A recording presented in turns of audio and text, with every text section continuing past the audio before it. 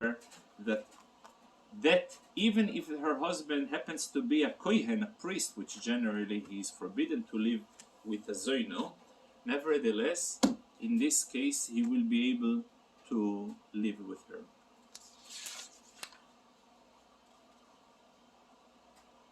So that extra merit of studying Torah, yeah, actually is extra punishment if she's at fault. Oh, in a way, it's a very interesting point, because sometimes we see even in the Torah itself, sometimes a prolonged suffering is a punishment. Sometimes a prolonged suffering, it also means prolonged life. So in certain instances, for example, Rashi brings the two opposite opinion in a context. Also in Parshas Beha'aloischo, there is over there a story where the Jews complained for the meat, and they got the meat, and there is over there an argument whether some people died right away, some people died after 30 days. The question, who died first, whether the tzaddikim, the righteous people, died first, so they were not suffering, or the opposite, the reshoim, the evil people, died first, and the tzaddikim, although they have suffered, but at least their life have been prolonged 30 days more. Kind of like So it's interestingly over here as well, but in our context, seemingly maybe the suffering is not as tragic in our context, because for that reason it's seemingly from the general text that it is a blessing. That any lady, in fact, the Talmud brings an opinion of one of the sages that despite the fact that a lady is not committed to study Torah, a person should learn with his daughter Torah, because that way she will have an extra merit if, God forbid, she will find herself in that position. So from the spirit, or from the general ruach, like spirit of that piece of Talmud, seemingly it is a blessing. Prolonged life is a blessing, despite the fact of inferior quality of life, but it's still a blessing. Yeah. Is she able to repent within that prolonged suffering? The idea, it's clear, I don't need to repent. Of course she can repent, yeah, which is also give us a chance to do tshuva, as long as a person is alive. Tshuva helps.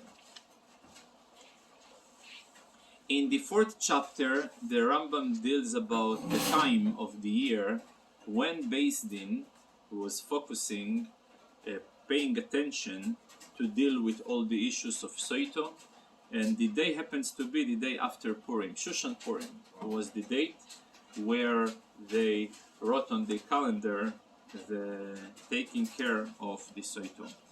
It is very important when they giving her the water to drink, it should be done by day, and you cannot also give wholesale drinking by groups. You gotta give to drink one individual per drink. If the Sotah have said, I am Tomei, which means I am at fault, so then the water is being spilled and they don't have any holiness, since their entire purpose is to test. But over here she already admitted, so there is no point to give her to drink. However, if she only says I don't want to drink, without, at the point when the water, when the name of God was already erased, so then I will have her drink by force.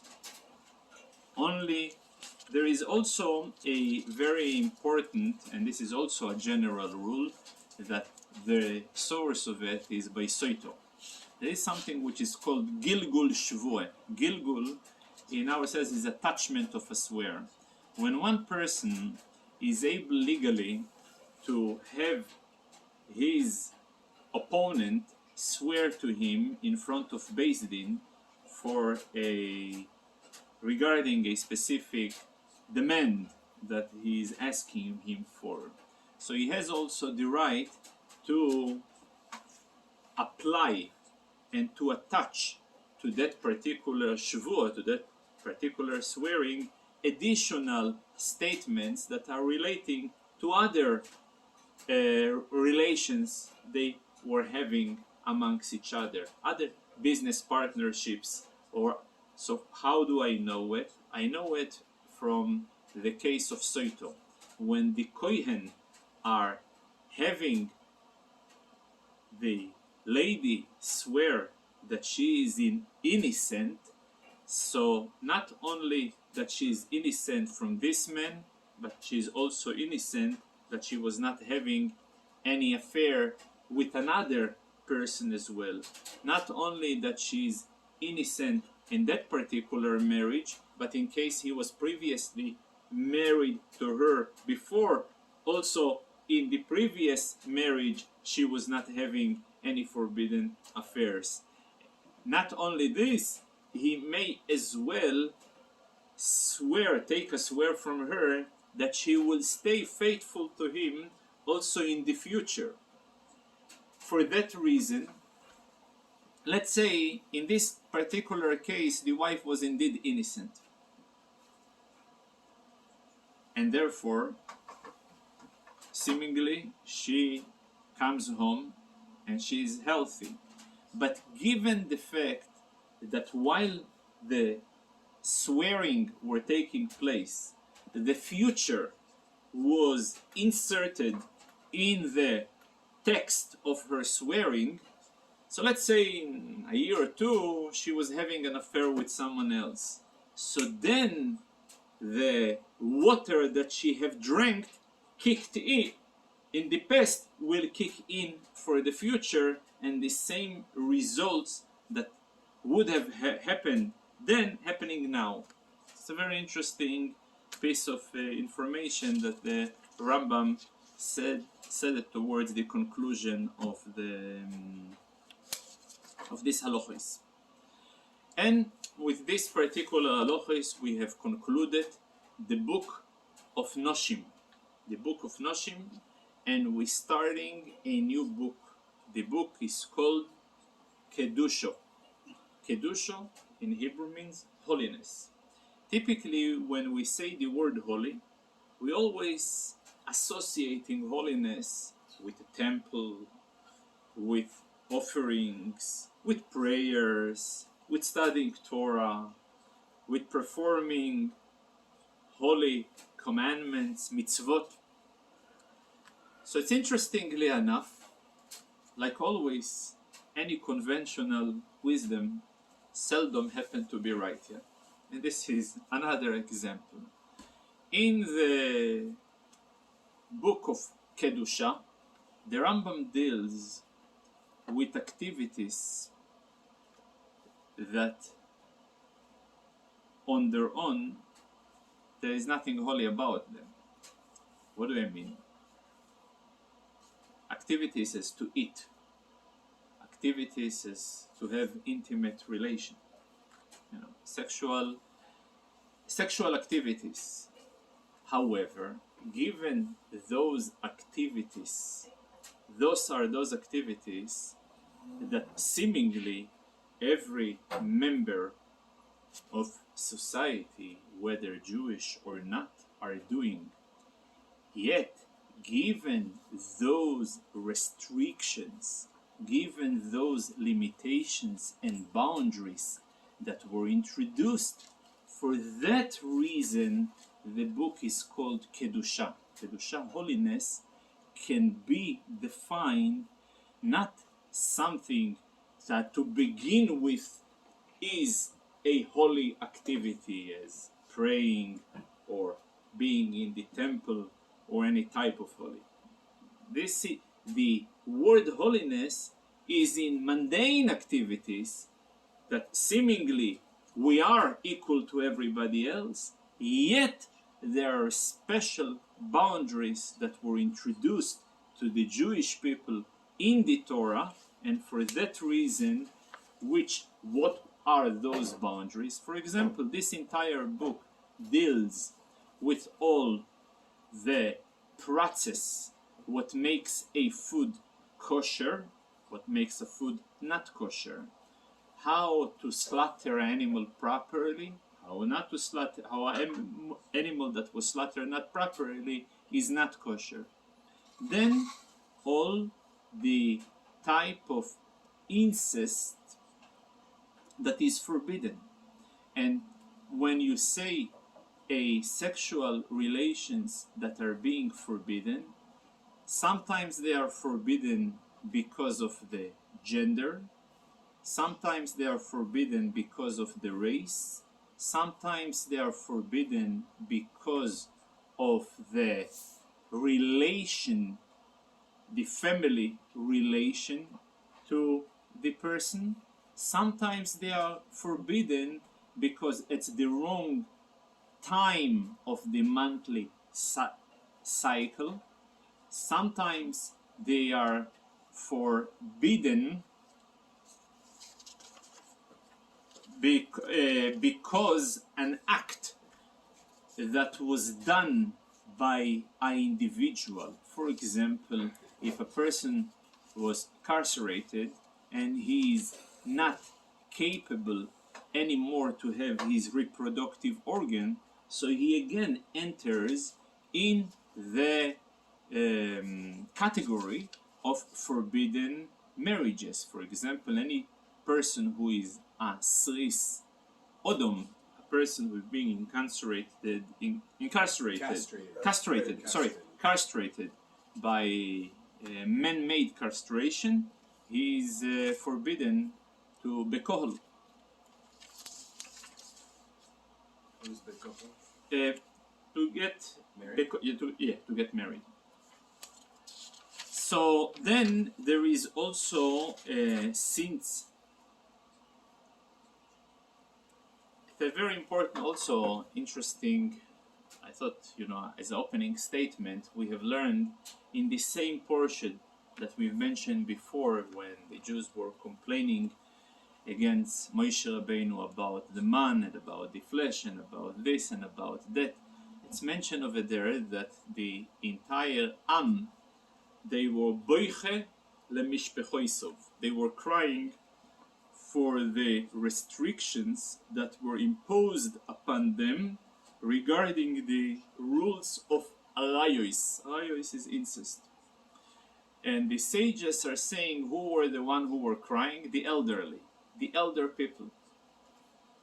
So you would ask, elderly people, typically they are losing their drive when they are elderly. Why are they crying? I can say the youngers are crying while the elderly. So I saw a beautiful explanation. Many times elderly person towards his older years, he would love to move in and to live together with his children, finally to shep some naches from him. But then the typical response will be from his son, I would love to have you, but what can I do? My wife is not going to feel comfortable. And the opposite, he would love to move with his daughter, and the daughter would say, I would love to have you. However, my husband is so busy with business meetings and stuff like this, and it will really going to interfere our relationship. So what were they crying? They says, had ancestry would be allowed, then a brother would be able to marry his sister, then they would run out of excuses. For that reason, they were crying. That's how one of the interpretations in the Torah that explains why were they crying al iske arayos. Now, and the prohibition of incest are very severe. Some of them are severe that the punishment is stoning. Some of them severe that the punishment is burning. One of them is chenek, suffocating, and all others are or chorus. Chorus is a heavenly punishment. However, if they've been warned, they getting lashes. Some of them are prohibition of essay. Essay, it's a positive prohibition. For example, the rule is that a person who converts from the Egyptian nation, he can come in and marry a Jewish wife in the third generation. So therefore, let's say if he married in the second generation or the first, so he's in a violation not of a negative prohibition, but of a positive prohibition.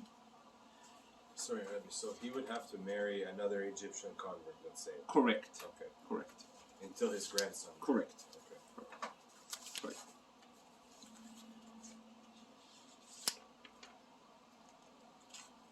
In any case, any type of a punishment must precede with a warning. Even a person who is a scholar and he is knowledgeable, he still, in order to punish him, you must give him warning. And the reason is because the warning is there in order to make a distinction between a deliberate act and an act that was done by a mistake or forgetfulness.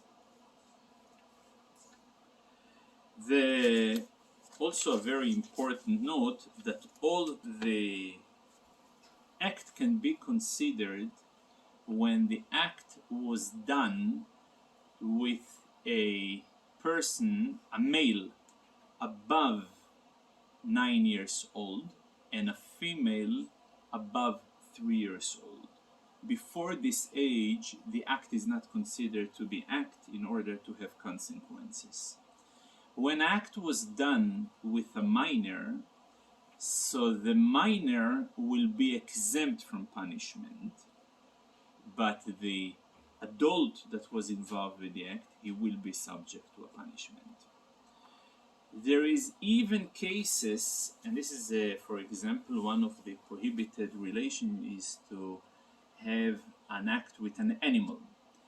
And with an animal, even if the one party will be exempt because it is a minor, yet the animal must be stoned regardless. One of the reasons, it's two reasons why an animal needs to be stoned. A, because the animal was a cause of a stumbling block for a person to do the crime. B, there is an element of embarrassment involved, that everybody will be able to point on this animal, this is the animal that he had. So for that reason, the animal will be executed as well. That's basically, on a nutshell, the 6 chapters of today, and which, as I say, it's first 3 from the rules of Sotah, and the last 3 is the last one of Sotah, and the first 2 of Issurei. So thank you very, very much. Thank you. Amen.